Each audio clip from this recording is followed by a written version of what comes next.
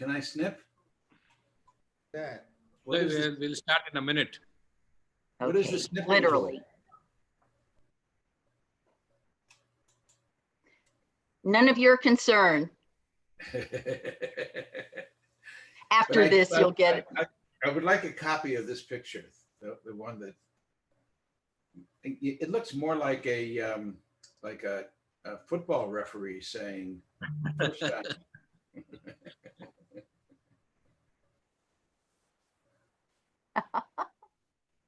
Okay, so we are now live also. I welcome everybody for a very important session. You know, we have called it a chat with a brilliant person who helped defeat smallpox, whom we all know for several years. And now I think he's always on his hotline with CNN and BBC, but we somehow managed to get him tonight. I mean, it's morning for him. It's none other the great epidemiologist, Larry Brilliant. And now I would invite Susan Gilbert to give a brief intro before we ask our questions to Larry. Susan? Oh, thank you. Thank you so much, Dr. Venkatesh. And it's just wonderful to be here with the Aravind community and the global community today. I just want to greet everyone as we begin our conversation with Dr. Larry Brilliant, a person whose relationship with India and Aravind and pandemics is legendary. Larry was born in Detroit, Michigan. He completed his MD degree in Michigan and quickly became interested and board certified in preventive medicine. With his wife, Girija, and a band of friends, Larry first reached India in the early 1970s. The visit was transformative in many ways, in part through his meeting his guru, Neem Karoli Baba, who literally sent Larry to the WHO headquarters in Delhi to work on smallpox eradication. Returning from that successful campaign to the US, Larry took a faculty position at the University of Michigan School of Public Health. Early during that time, and with a gift from Apple Computer's Steve Jobs, Larry worked to establish the Seva Foundation with colleagues he'd met in India, and with numerous other public health friends. Larry and his wife, Girija, first met Dr. Venkateswamy when Dr. V was just starting Aravind. Although very busy with the work you were starting at Aravind, Dr. V was always generous with his time and planning for Seva Foundation as a co-founder from 1978. Rapidly, the entire Aravind Hospital galvanized also to support Seva's work in Nepal. Then for Larry, following many years of working on health issues in India and Nepal, Larry entered his current phase as an entrepreneur and philanthropist. As you may know, Larry was the first executive director of Google.org, the philanthropy arm of Google. He was also CEO of Skoll Global Threats. He also was an early TED Prize winner for his idea back in the early 2000s to establish a global surveillance system for pandemics.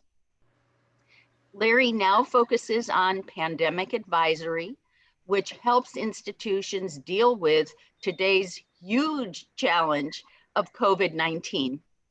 Throughout these years, Larry, Girija, and their family have remained closely tied with India and Aravind and eye health. In fact, Larry's talk during the recent World Ophthalmology Congress COVID Symposium was entitled, "Why I Have Hope." Larry, thank you for bringing your keen eye, mind, and heart to all you do and to joining us today. Thank you, Suzanne. You've already gotten me into trouble just from that introduction. every time I get called something like legendary, and yet I remain alive, you've given more food for my children and my wife to tease me mercilessly. But thank you very much for that. Yeah. The Aravind family is my family. I feel so close to everybody on this call. My oldest son took his first steps at Aravind with Dr. V and Nachar helping him. I remember Nachar singing Nachana, Nachana to get my then 2-year-old son to dance. The times that we had many of you stay with us in Ann Arbor or California or vice versa. I think we've slept in 5 Aravind rest houses in Pondicherry and in Uti and Madurai. I think if we were keeping track, we've all gone together to the Meenakshi Temple 100 times, each one more wonderful than the other. So it's a pleasure to talk to you today. It's not a good topic to have to talk about. I wish we were talking about reminiscing about Dr. V or about the 5 million blind people who've had their sight restored by Aravind and Seva in this wonderful partnership, marriage, friendship lasted for so many years. But today we're going to talk about this pandemic, the worst in our lifetimes, the worst in 100 years. A pandemic that is touching every part of society in every country of the world, and it's in some ways just beginning. So I'd be delighted to have your questions. I think Ravi is going to ask some questions, and then afterwards I think we're going to turn it over to everyone. I'd be happy to answer any questions that you have. Thanks, Larry. Yeah. Are you selling Microsoft Office? No. Yeah. Thanks, Larry. I mean, we really thank you on behalf of the entire Aravind Eye Care system. So when we had proposed this talk with you, we had sent out and asking for questions. We had more than 50, 60 questions. But we have taken out very few, like 4 or 5 important ones, keeping in mind the limited time we have. Can we have the next slides, Uday? Yes, sir. Yeah. Next one. Yeah. So next, yeah, the Larry, I mean, it's almost like 5 months since we had the first case of COVID in India. But since then, since the month of February, the numbers are slowly but very steadily increasing. Today, as on today, it's like a landmark day because we'll be crossing 1 million cases today. And we will have about 25,000 deaths. And all this has happened in spite of reasonable amount of lockdown measures and active involvement of the government, non-governmental organization, healthcare providers. We would like to have your views as to whether what we have learned during the time of smallpox eradication or elimination. So whatever lessons we have learned at that time, will it help today, given the difference that we don't have a vaccine yet? And we have a few more questions. I'll go through them. Probably then you can answer them one by one. The second one is, Tamil Nadu has got a population of about 75 million, which is close to about UK. But today we have probably by 1/3 of what we have in UK, like 150,000 infections. And we have, whatever happens in our state also affects us. In your opinion, when will our state see the peak? And what will bring normalization in our state? Whether it will be through the vaccine or through immunity or through some public health measures. And the next question is, Uday. Yeah. Next is, like any other organization, we are also very concerned about the safety of our staff. In that regard, what do you think should be the response or behavior of our staff in addressing this pandemic? What should be like mentally, how do we face this, or emotionally, how should we face it? The other advice we would like to have from you is that we are following the government norms of providing either a surgical 3-ply mask or a respirator, FFP1 respirator, and the face shield. And we are also ensure social distancing, patient screening, history taking, all that. Is that sufficient, or what other measures we need to take? In addition, like, this again concerned with the staff welfare, which is about testing all the patients who undergo surgery. So many people not only do RT-PCR, but they also do a CT chest. But given the volume about Aravind, will that be practical? Is there any other way we can address this part? The last one is about, the next slide is about how do, as an organization, how Aravind should address this. Like, our social commitment with our intense rural outreach. We work with nearly 1,000 social organizations in the villages.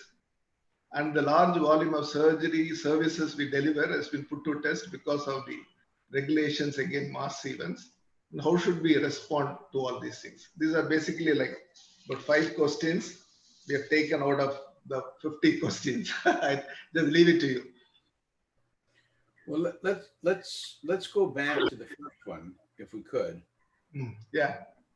And let me just talk a little. First, let me tell you what my main source these days of information about the pandemic in India is. Of course, Excuse me, Larry, could you increase your volume just a little bit?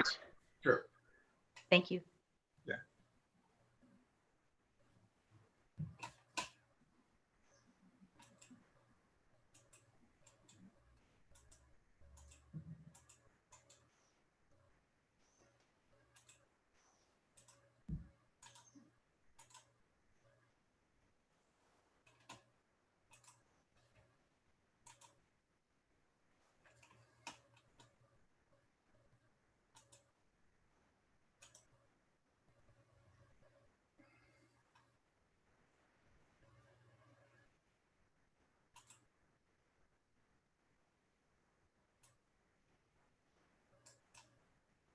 Is that better?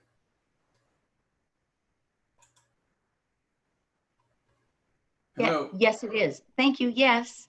Thank you. And is the picture okay? Picture is fabulous. Well, mine disappeared. That's why I asked. It's all right. I don't need it. My main, like I think everybody, all the eye doctors, ophthalmologists, all the other doctors on the phone, scientists, I suspect you're reading more basic science today than since medical school. At least I am. Every day, I'm reading 2 hours worth of peer-reviewed articles. There's 5,000 new peer-reviewed articles on COVID every week.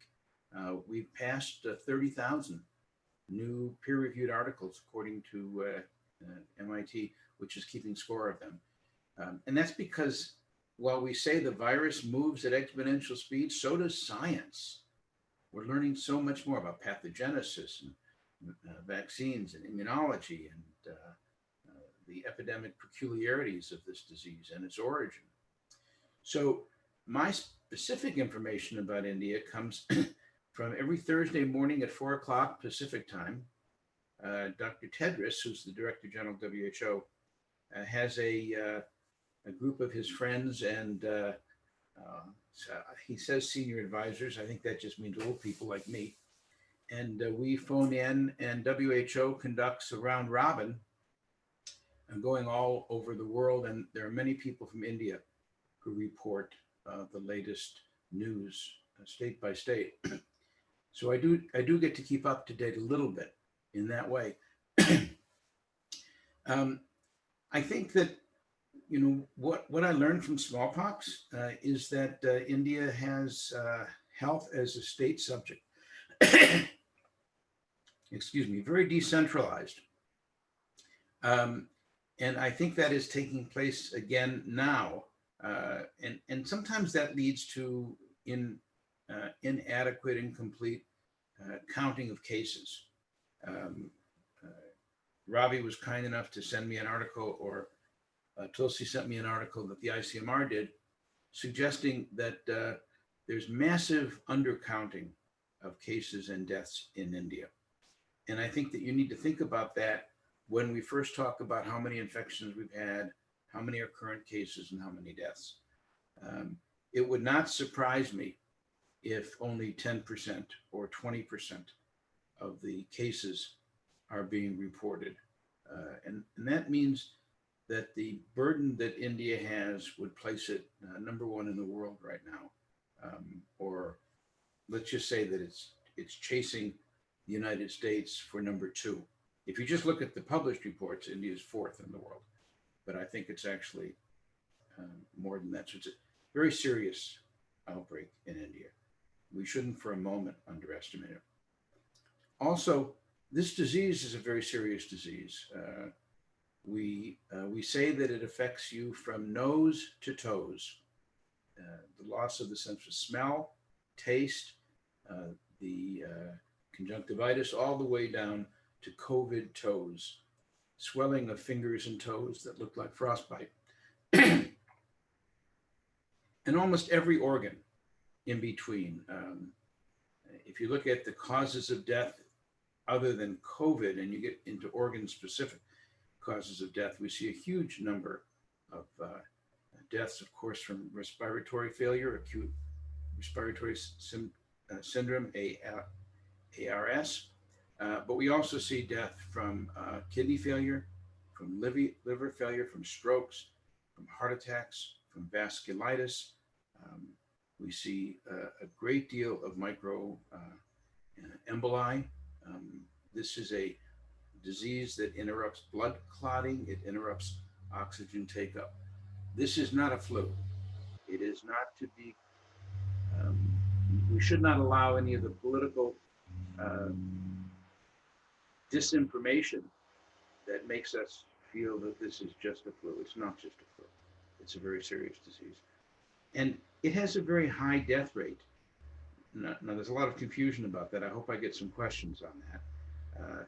Everyone wants to put the deaths in the numerator and the cases in the denominator, and then multiply the cases in the denominator by some factor to account for this mythical huge number of asymptomatics. And then that dilutes the death rate so that it comes down to maybe 0.5%. But if you or I were going into a hospital today, the death rate that we would want to know is of people who are diagnosed with this disease, what percent die? And that is 4.5 to 5% all over the world. It has been is one of the constants since the beginning of this disease, is that 4 or 5% of people who are diagnosed with the disease die. And of course, there's lots of different reasons inside of that number. There's age-specific death rates. There's income disparities as contributing causes of death. There's pre-existing diseases, obesity, hypertension, diabetes, many other pre-existing and comorbidities. But it's a very bad disease. Smallpox had a death rate of those diagnosed of 1 in 3. This has a death rate of 1 in 20. It's a very bad disease. In some ways, it's worse than smallpox for you and me right now. It's not as bad a disease as smallpox, of course, which had an R naught of 3 to 5 and had a death rate of 35%. COVID has an R naught of 2.4 and a death rate of somewhere between 0.5% and, as I just said, 4 or 5%. But smallpox, we had a vaccine. So you and I, if we were working on smallpox, we could go into a village with smallpox and know that we were protected. We don't have that with COVID. So in some ways, while the disease itself may not be as bad as smallpox, it is worse, more dangerous for us because we don't have a vaccine. That does not mean we cannot use the lessons of smallpox, which were to find every case, to trace where that case had come from, the index case, and to project a trace of who might have been in contact with that disease and might be carrying it to another village. In smallpox once, Tatanagar was the source of 2,000 outbreaks all over India. Those had to be traced.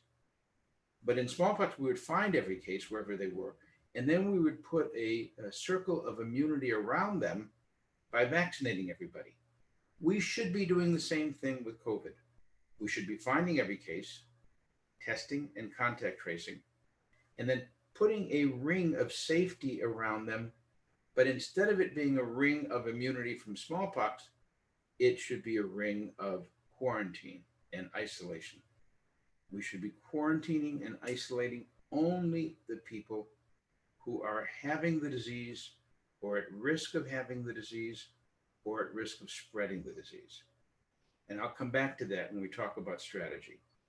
Because while all these other things that we are doing, wearing face masks, hand washing, social distancing, closing down places of great spread, whether they are mandirs or mosques, whether they are hairdressers, whether they are bars, whether they are indoor restaurants, those things are adjunctive, but key to really lowering the prevalence of this disease is to follow the epidemiological lessons that we've learned, not just from smallpox, but from every disease that we have conquered successfully. And then the last on this slide, the questions about the peak and normalization and vaccine or herd immunity. Well, let's talk for a second about herd immunity. There's a lot of misunderstanding. The term herd immunity up until now has been used to talk about what percent of people need to be vaccinated in order for the disease to stop in a state or in a country or in an island. That's the old term, herd immunity. We are now adding to it the number of people who are naturally immune because they've had the disease. So when we talk about herd immunity now, we are now talking about the combination of all those who are vaccinated successfully and to have had the disease and are successfully immune. There's a lot of conversations we can have about the word successfully in both of those instances. But we have a historic epidemiological formula that tells us what that number is. Herd immunity is equal to, or let me say that a little differently. In order to achieve herd immunity, we must reach a point where the combination of those successfully vaccinated or those who have recovered from the disease with immunity, that combination must be greater than 1 minus 1 divided by R naught, the replicant value, which we're saying right now in the case of COVID is 2.4, between 2 and 3. So if R naught is 3, it's 1 minus 1/3, or 67% of people must be vaccinated or have had the disease in order to achieve herd immunity. If R naught were 2, it would be 1 minus 1/2, or 2, or 1/2, or 50% of the population. I personally believe that there are times that this R naught reaches 5 or 6, as we saw in Wuhan, as we saw in Manhattan, as we've seen in North Italy. But the R naught, that's the average, is between 2 and 3. So we should be thinking that herd immunity is 2/3 of the population. That should be what is in our mind.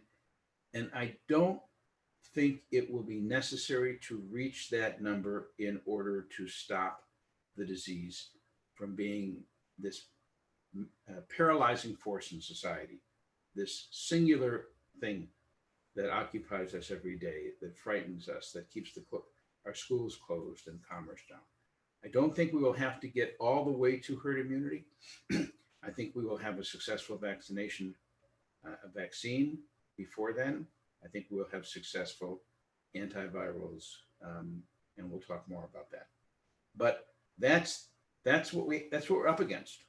We're up against a mathematical problem which says we will need to get something like 6 billion people in the world vaccinated or have had the disease in order to meet the threshold for herd immunity. And when you're asking the question, when will we get to that? This disease will be with us for many years before we get to that unless we have better interventions and sooner. And I think the other question on this slide, when will we see the peak in normalization in our state? I think that question is a derivative of the question I've just answered. And I think that we must realize that we are early. We're still in the first wave of this disease. If we don't have a vaccine or successful antivirals or better use of convalescent plasma or monoclonals that can be used as prophylaxis, if we don't have those countermeasures, we will not be seeing normalization in Tamil Nadu or in India or in the United States or in the world for a long time, because this disease will continue to ping pong back and forth, to go back and forth, to be like whack-a-mole from state to state and country to country. Can we move to the next slide? And I'm hoping that you're building up questions. Yes? Yeah, can I request you to speak a little closer to the mic? We are unable to hear you very clearly. Oh, I'm so sorry. Oh, thank you. I appreciate that. Yeah. And I'm also having a similar problem with you, not being able to hear you very well. So I suspect there's something in the way that this is set up. Okay. Is this better? Yeah, they're a little better. Thank you.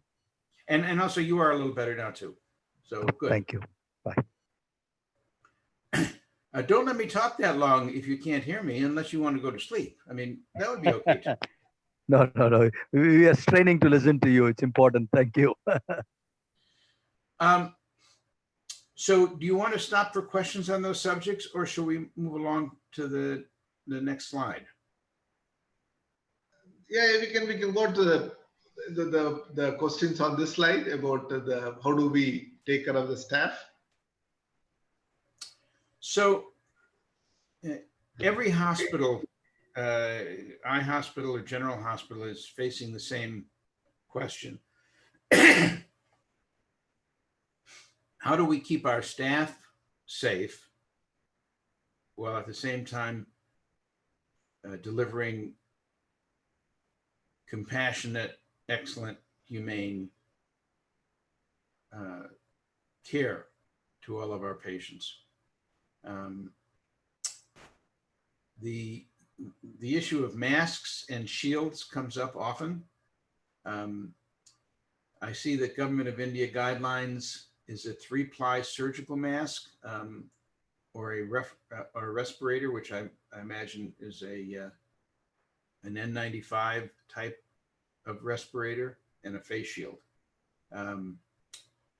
You know, if you have access in an unlimited quantity to N95 type of respirators without the small hole in it, the airway in it, those are the best to use.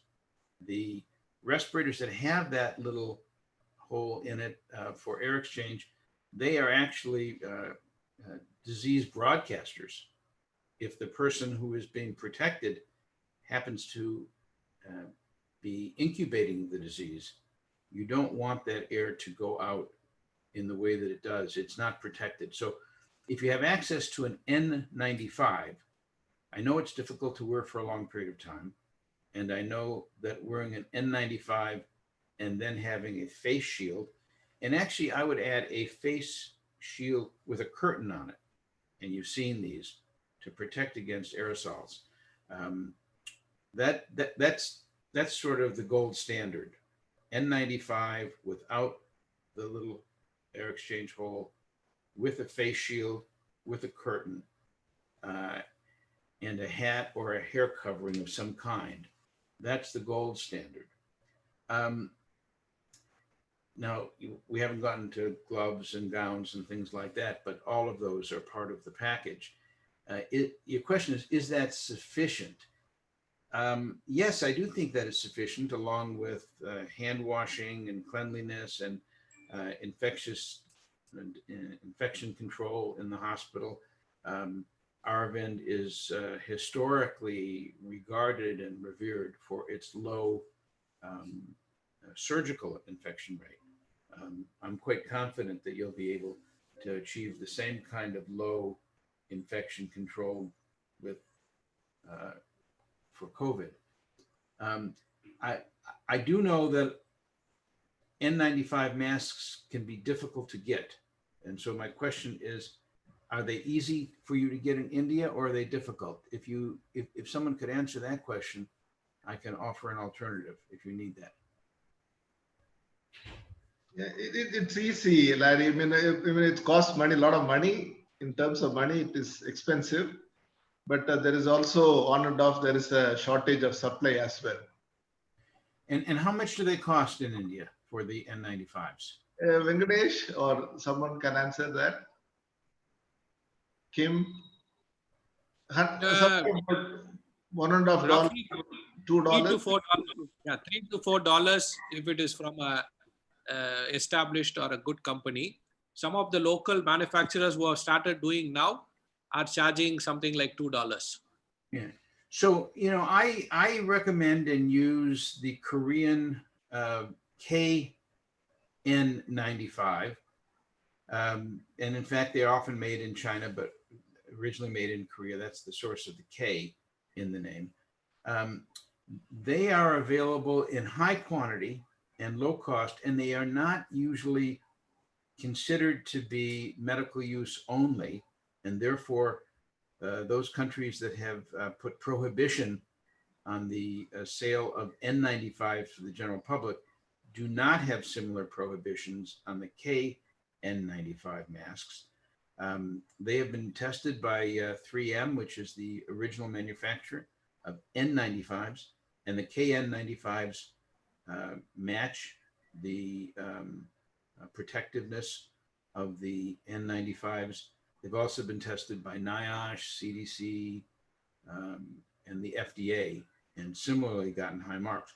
The problem, of course, is if you buy them from China, you must buy them from a reputable supplier and have them tested yourself, because there are counterfeit providers. And but if you can get a good provider and have a long-time relationship with them, these KN95s are available in quantity for 95 cents, as opposed to the $3 of the N95. So it's just something to think about, because you don't want to have people forced to reuse the N95s more than they should be reused. Although there are now many cleaning systems that you can use, and I've heard that they're quite good. But anyway, that's just something to think about.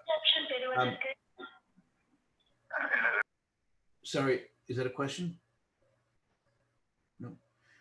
No, Larry, you can continue. Okay. It says currently most surgical specialties do PCR testing before surgery. Should we continue to do routine PCR before eye surgery? I think you should do a routine PCR before anyone is allowed into the hospital.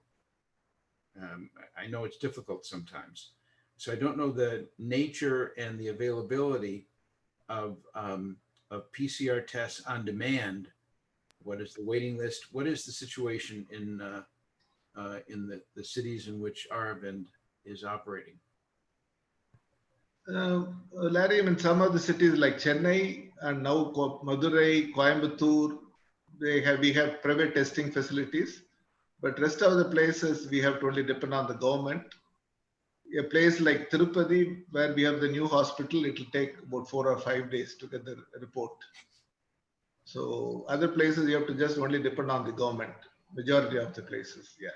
And it's very difficult to get it for a purpose of surgery because the government doesn't mandate it. Yeah. Yeah, this makes it very difficult, doesn't it? Well, there is an alternative, which is that Aravind could develop its own PCR test.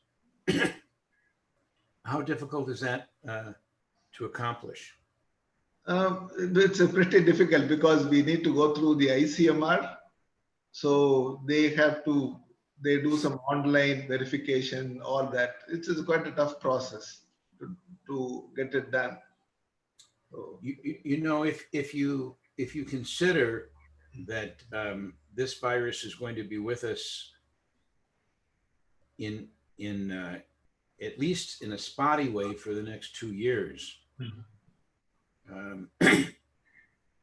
It is not going to disappear overnight or in April or when the heat comes, as our president has unfortunately said.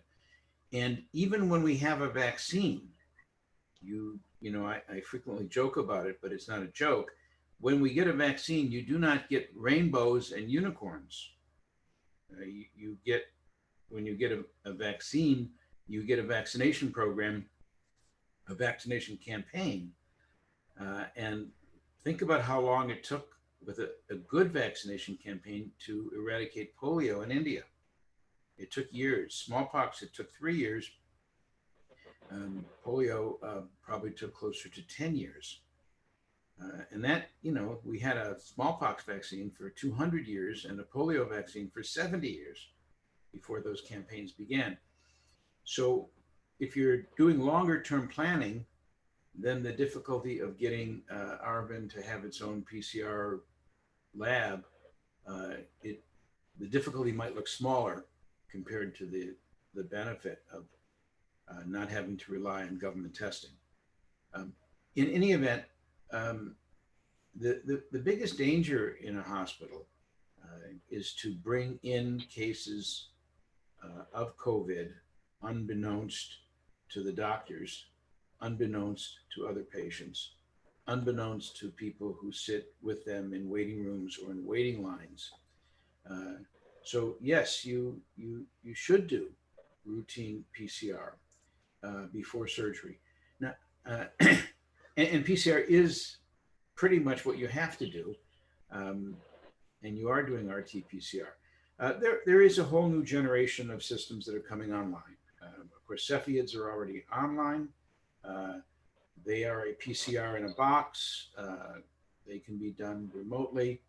Systems like that cost $30,000 or $40,000 to buy, and they probably cost something like $40 just for the disposables. You will be able to have 1 or 2 of those machines in a hospital for emergencies, but you can only do 1 at a time.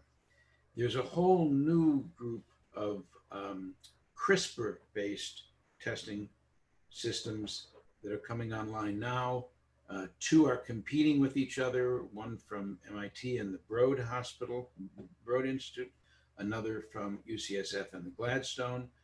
These are systems that promise to be able to deliver a test for $6 and 20 minutes with a device cost of $100 and disposables in the $3 range. So that is something to look forward to. I believe that there will be pilots of that and small quantities of that available next month, that there'll be larger quantities available in the fall. So it's something to think about, to be able to have a device that's $100 and a test that's $6. Probably in the Indian context, that will be under $1. But I'm optimistic about them. I've seen the results. They're really good. They actually, in one case, the UCSF one, they use CRISPR to identify the unique protein sequence of the COVID virus. They tag it with a bioluminescence peptide, and then they use a cell phone camera to read the luminescence, so they are able to deliver both a positive or negative test and a quantification as well, which I believe we will find to be very valuable as time goes on, to understand the size of the inoculum and the quantity of virus that is inhabiting the nasopharynx and the quantity of virus that's being shed. So that's something to look forward to. I believe by the end of the year, those machines and tests will be available in some quantity. Will a good clinical exam and history rule out COVID? No, I don't think so. I think that especially in those seasons of the year where influenza and other URIs and COVID are simultaneously commingled, it's extremely difficult for a clinician to determine which of the disease is in the patient in front of them. There's nothing, I mean, yes, there are some cases in which you have something that's pathognomonic, perhaps. Perhaps the way in which the conjunctivitis appears. Certainly, if you're including X-rays or CT scans, the round circles in the lungs that are almost pathognomonic, but not completely, that are characteristic of COVID, will help you. But if you're trying even to distinguish between malaria and COVID early on, if you're a doctor who's just seen 1,000 cases of malaria, the next fever that walks in their door, they're going to be thinking malaria. They're not going to be thinking COVID. And certainly when it's flu season, the prevalence of influenza is 10 times more, at least, than the prevalence of COVID. It's going to be very difficult to distinguish them. So a test is really important. You say a swab test, so I assume you're thinking of a nasopharyngeal test or an anterior nares test. Those are indeed the gold standard, but Rutgers University in the United States and a university in Germany and one in England at Oxford have been doing really good work with saliva tests. They're certainly more convenient. You don't get this kind of pushback that you get from a nasopharyngeal test, which is quite unpleasant and can be really dangerous if administered improperly. Saliva tests are becoming more available. Pooling of tests, where you take saliva or you can also take a swab from the nasopharyngeal, and you can pool tests, pool 10 people or 6 people and pool their tests, and then do a PCR on the pooled specimen. And if that's a negative test, then all 6 of those people can be considered to be free to go. And in the hospital situation, that may be something that you want, given the quantity of patients that Aravind has. It's another reason to have your own PCR laboratory, or to be able, if not to manufacture your own PCRs, to be able to buy in quantity so you can test people in a pooled way. And again, all of these things are coming online. The science is proceeding fast, but not as fast as we would like to see it, I'm sure. Should we go to the next? Yes.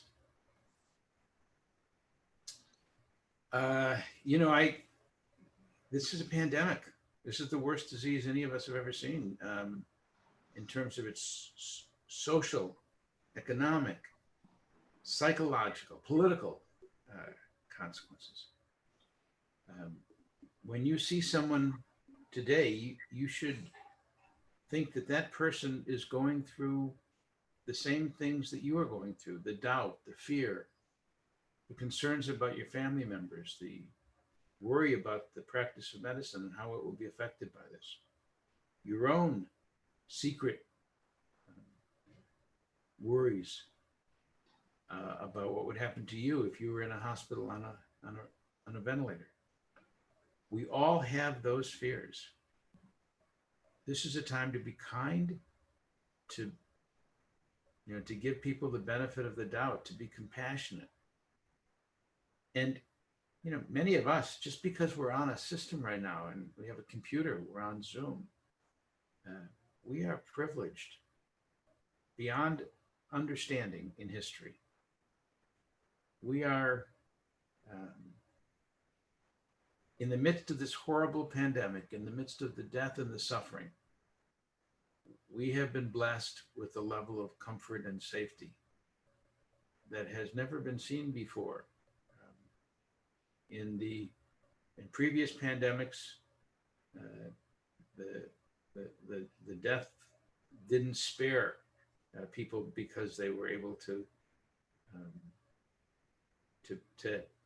to live a comfortable life the way we have been able to. So the first thing I would say for Arvind and for each of us, be kind to the person you meet. They are fighting a great battle.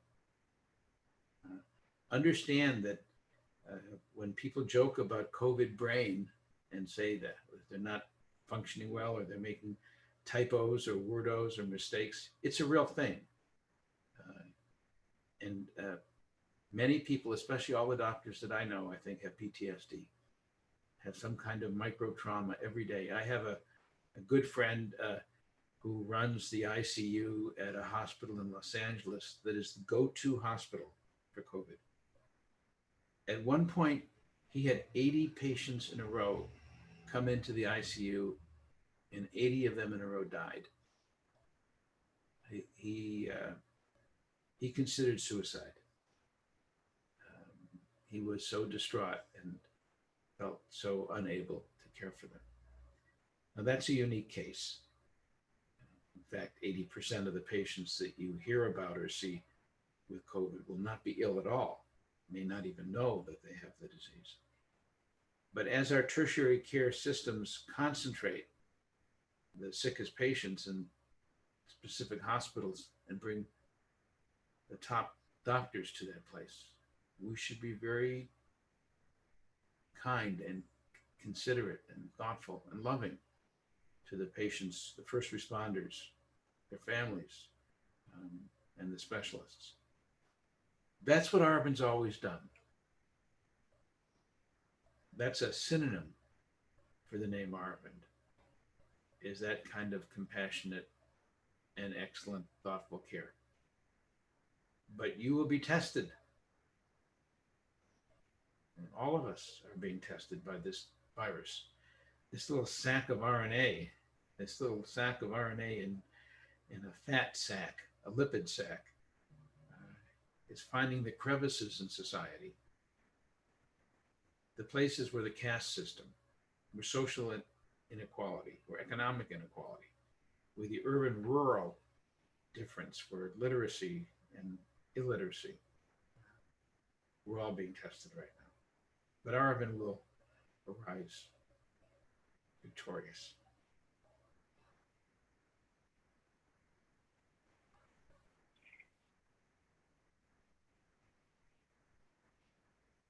Thanks, Larry. Yeah. Uday, you can close the screen. Sure, you can maybe invite some of the guests in the panel to ask a few questions directly. Sure. They can unmute and ask. I think we have some. Whether Dr. PN or Madam have got anything to ask Larry, we'll start with them. Dr. PN, sir, if you want, you have to unmute the mic.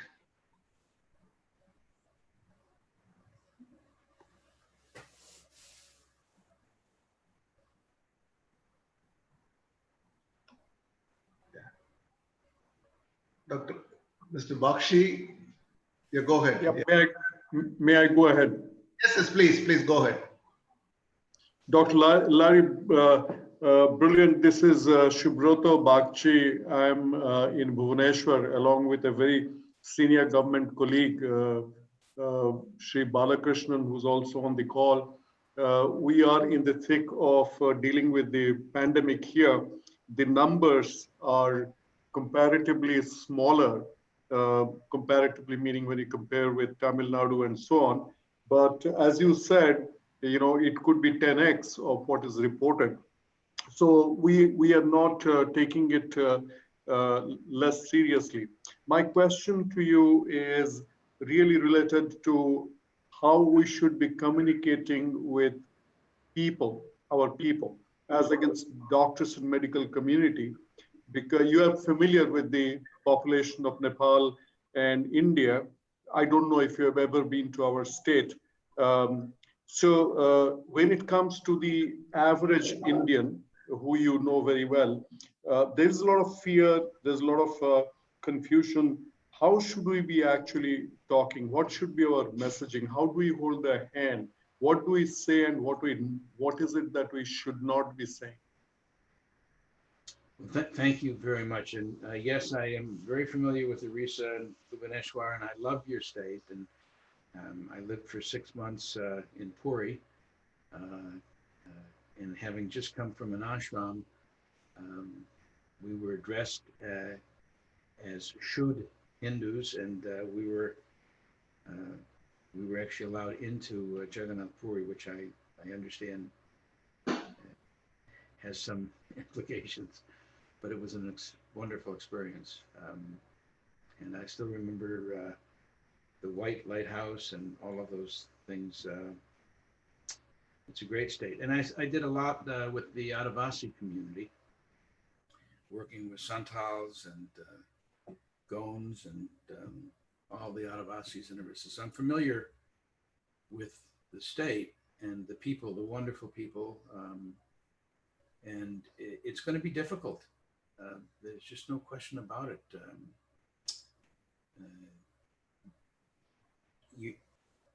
At the very beginning of any pandemic, you're dealing with an odorless, tasteless, invisible enemy that is not tangible. You can't see how it is spread.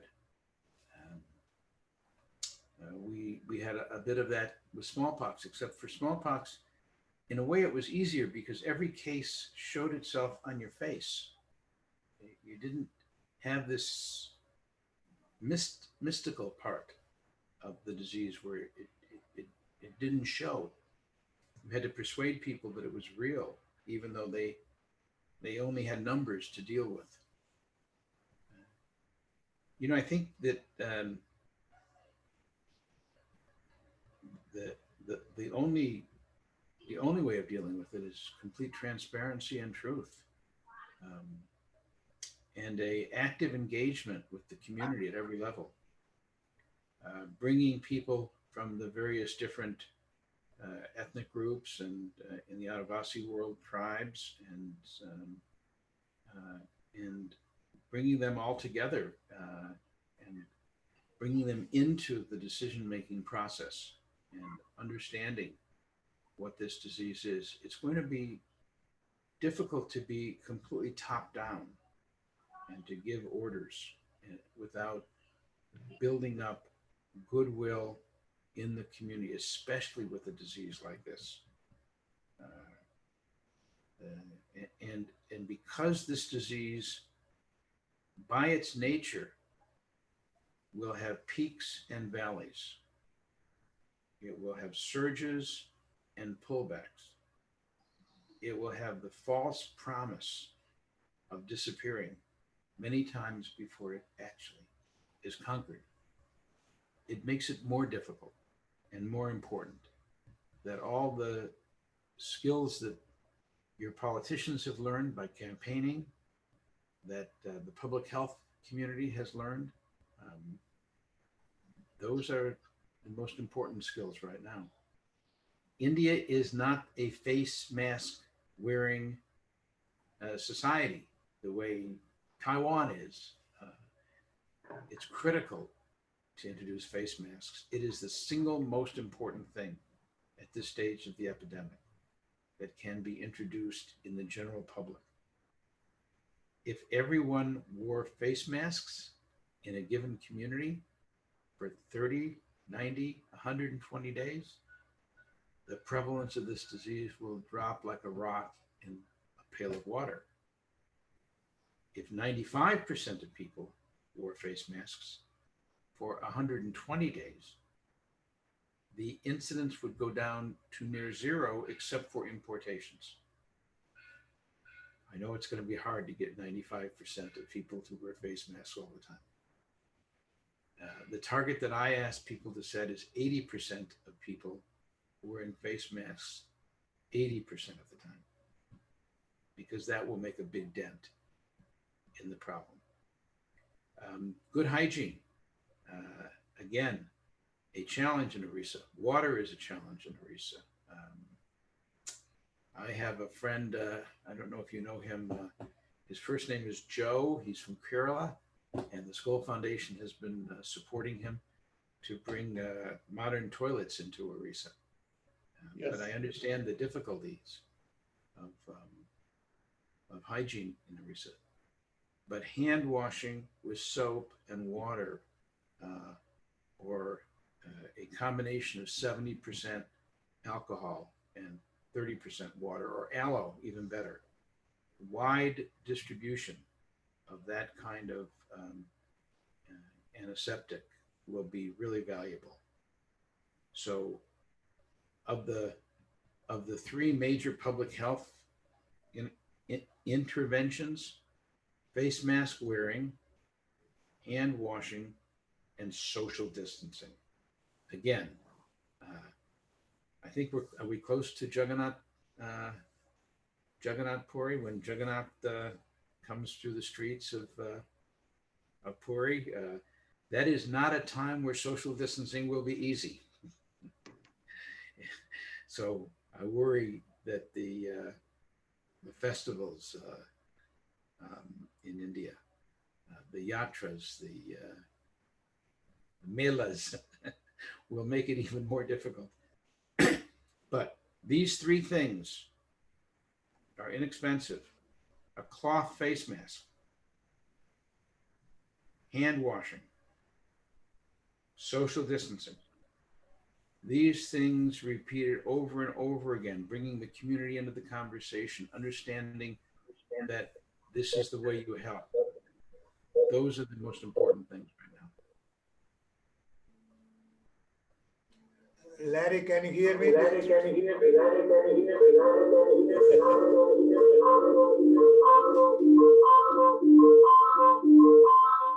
I can hear you and hear you and hear you and hear you.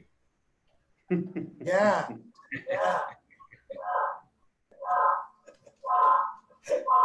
There's some echo coming. Yeah, I think we'll have to fix that before Dr. Nam comes back again. So we'll have to fix that echo. Anybody else? Dr. Balakrishnan, do you have any quick questions to Larry?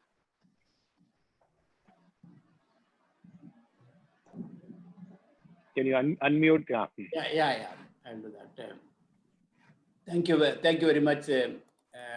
Our one and only Subrat Bache sir asked fielded the question.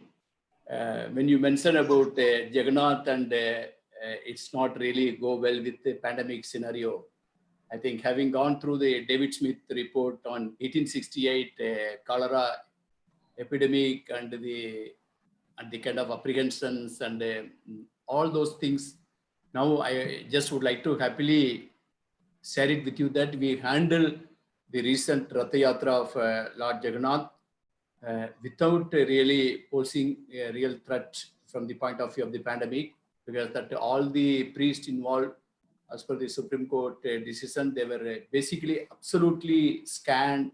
They were actually tested for the COVID, and only the negative people were allowed to touch.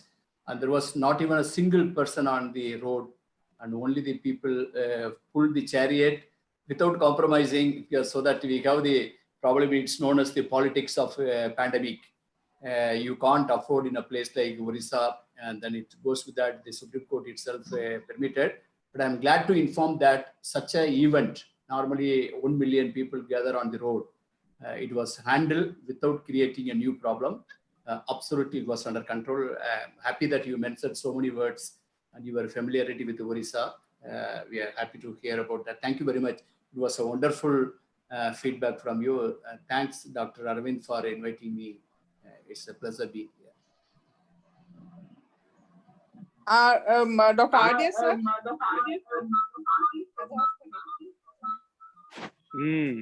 I think there's an echo there also. I think talk from my phone. Okay. Okay. Can you hear me, Larry? Yes. Yeah.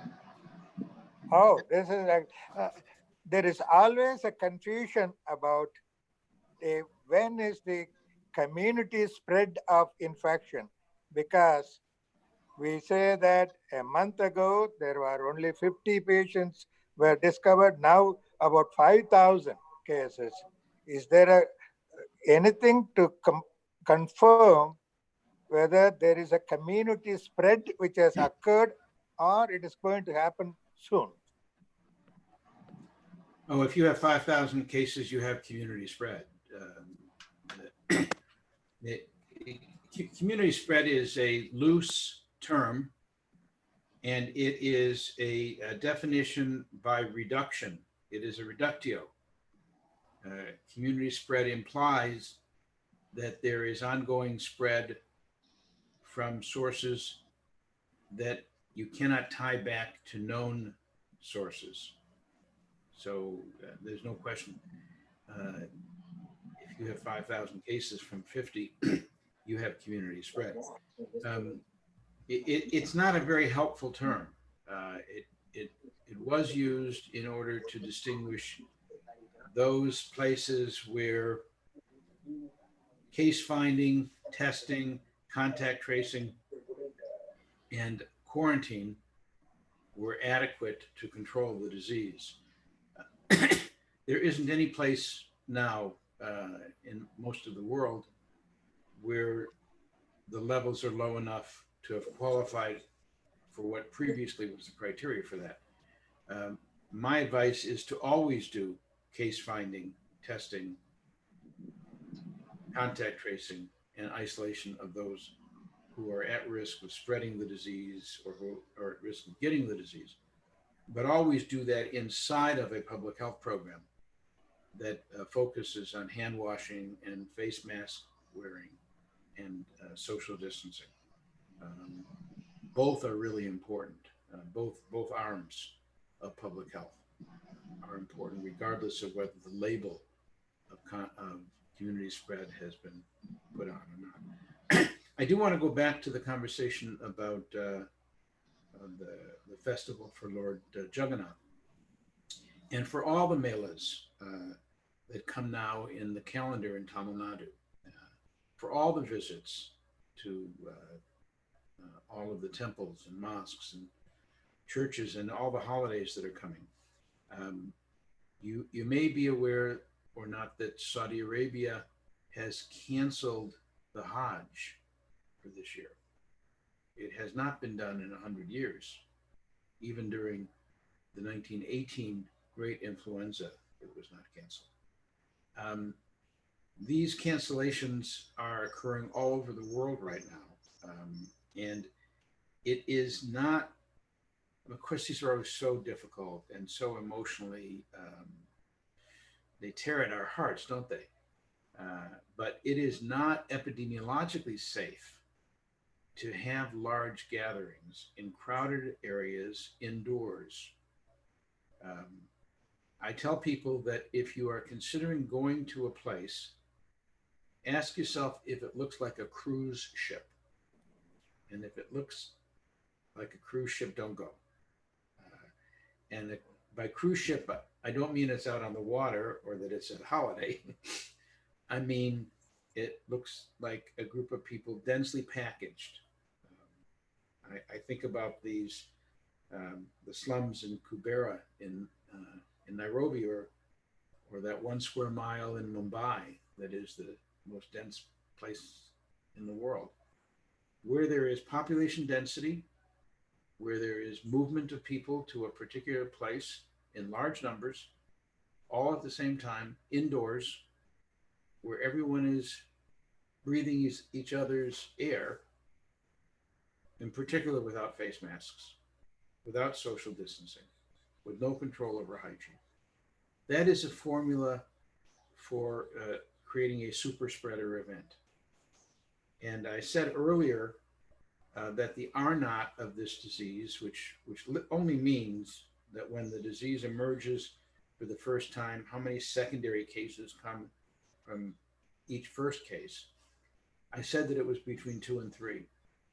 But that's an average for the whole life cycle of this disease and for all the different geographics in which it takes place. That R naught can go up to 10 in places that are, as I described, large numbers of people coming together indoors, sharing each other's air without good ventilation systems. This virus can spread in an exponential way, where the exponent is usually the R naught.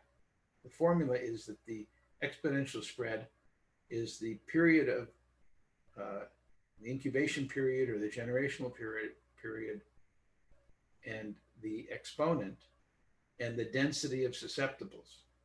Well, India right now has about 1 billion plus density of susceptibles.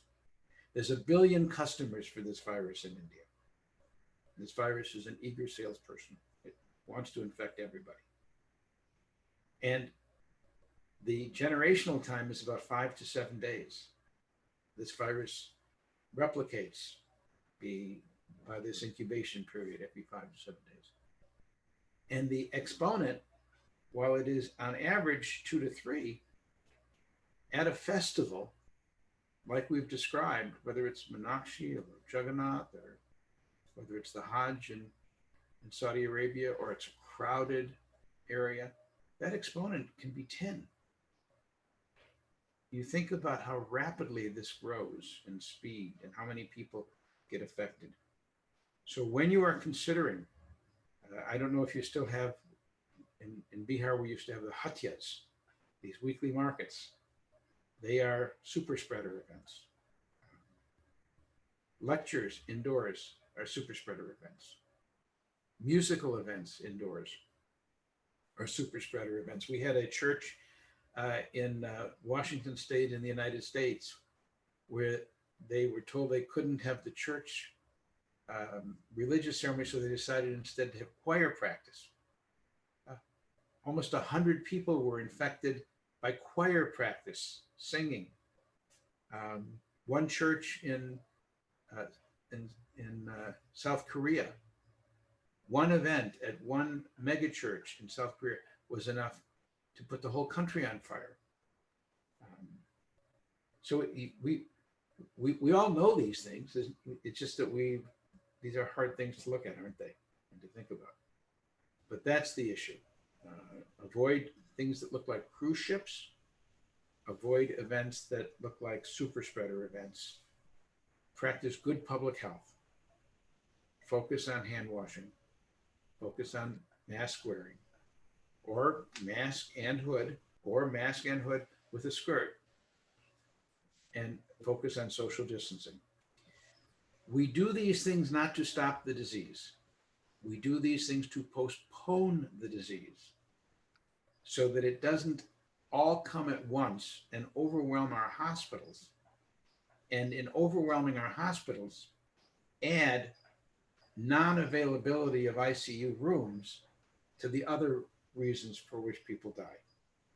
We do these things to postpone the disease because in our mind, the army is coming to rescue us.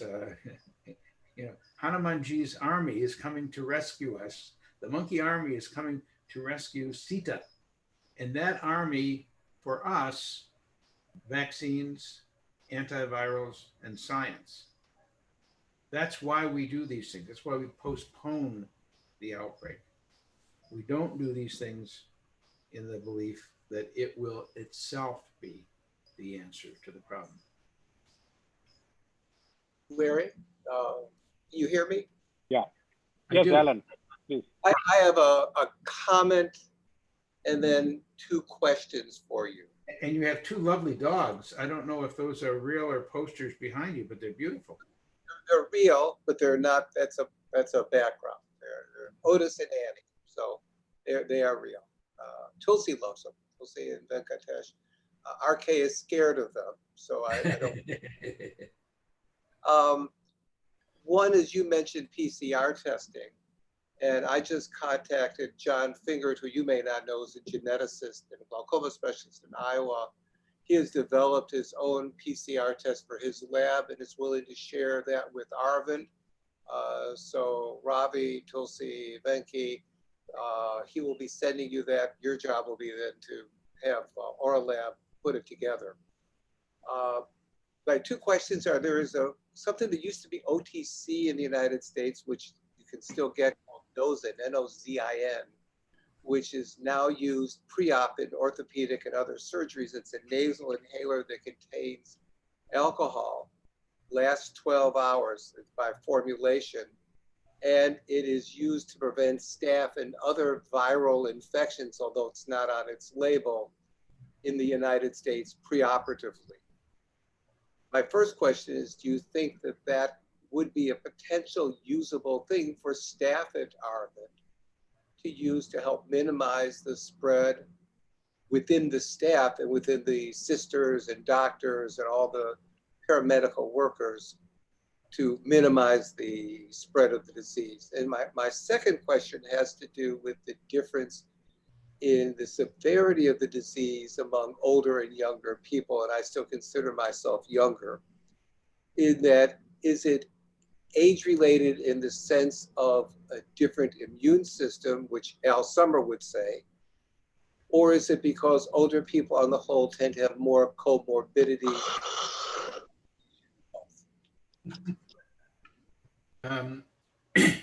I think I've lost your feed. Is that, have you ended the question? I did, yes. Alan, could you have someone send me the formulation of that nasal spray, and I will get back to you. I'll have it tested. We have a virological lab where we can test things at Columbia for that, if that's okay. I'll send it to you. I'll send you the link. I'll send it to Suzanne. I'll send it to the group. One of my neighbors is a PhD in epidemiology at Hopkins at the School of Public Health, and was helped develop this. So I will, if there's issues, I'm sure he would be delighted to help us. Right, sounds really, it sounds really interesting. So we do not know what the inoculum is for this virus that creates seroconversion, that creates infection. We don't know how many viral particles an average person needs to be infected with in order to become sick with the disease. And we don't know what an average person is. So those are the things that make it more difficult for us to answer your question, Ellen. But the way in which this disease presents itself, sorry, it is, there's clearly two phases of the disease. There's the respiratory phase where the disease is mostly in the nasopharynx. Then there's the systemic part of the disease where you get these microemboli and microhemorrhages all over the body, where any place, any organ that has ACE2 receptors becomes flooded with the virus, and you get all these other knock-on consequences that I mentioned earlier. The numbers that we see country after country are that age itself, apart from the comorbidity and pre-existing conditions, is a risk factor. So in the United States, for example, the death rate in the under 40, by death rate now we mean of those who are diagnosed with the disease, the death rate in the under 40 is under 1%. And by the time that you get to 80, the death rate is closer to 20% or more. And with every decade, there is an increase of about 5%. So over 70, 15%, over 60, 10 or 12%. In addition, the comorbidities or pre-existing conditions that are most associated with moving up one of those cohort levels, and I'll explain what I mean in a second, but those are obesity, heart disease, high blood pressure, diabetes, and and serious asthma. Sorry, my cough is not COVID. I just want everybody to know that. And I can't transmit it, by Zoom. Those are two pieces of good news for everybody. If you are 50 and you have one comorbidity, it appears that you have the risk of death equal to somebody who's 60. If you are 50 and you have 2 comorbidities, you have the risk of death of somebody who is 70. Correlation is not causation. These are anecdotal, retrospective case reports, not very meaningful to scientists, but they're the best that we have right now. This is hospital data. Why do some people get really sick and others don't? Well, we know that there are some genomic conditions. Type A blood is at least 1.5 times more likely to lead to a serious case than type O blood. The presence of ApoE4 increases your risk of having a serious case of COVID or death by 1.5%, but by odds ratio of 1.5. This is a novel disease. We didn't know anything at all about it last December.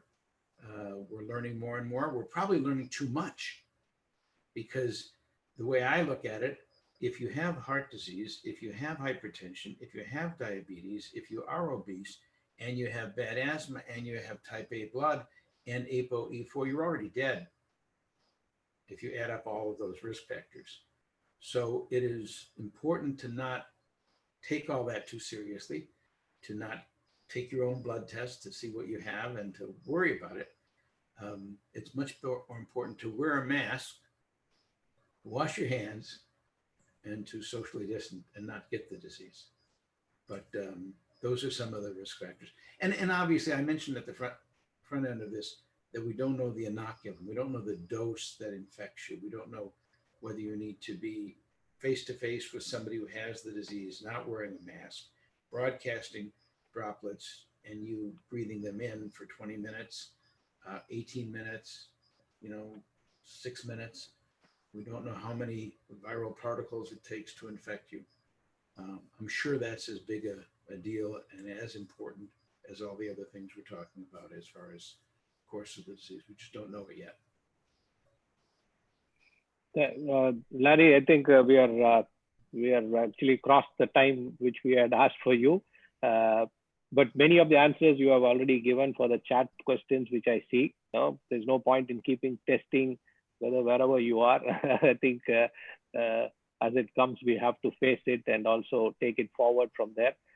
Any closing comments from Tulsi sir before we say bye to Larry? Not really. It's always educative when we listen to Larry, both educative and interesting as well.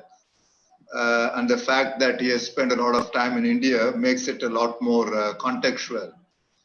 So I think Larry's talk has given us both some hope as well as abundant caution, and a good dose of reality as well.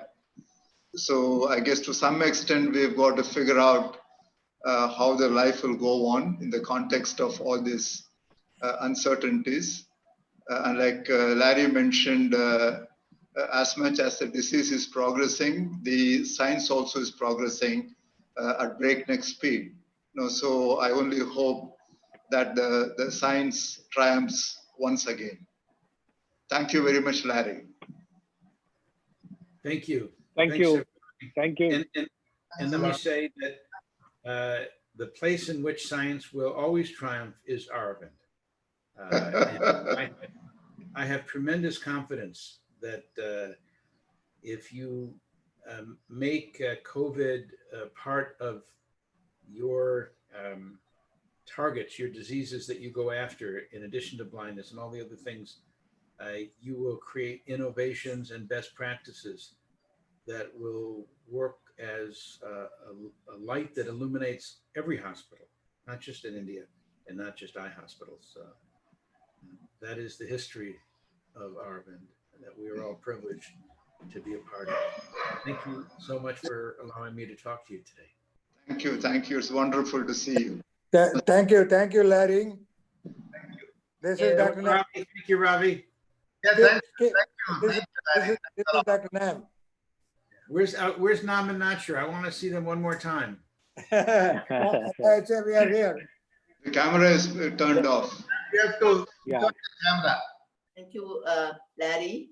When you said old people, I was running away from here. You can see now. Yes, Tom, it's so good to see you. Oh, nice to see you. Always I say here, make peace with COVID. Make peace with COVID. That's right. Because we are going to live That's right. with it for some more years to come. It's going to be with us for a while. Thank you very much, Larry. It's a useful information. Thank you. Thank you. Thanks, everybody. Bye-bye.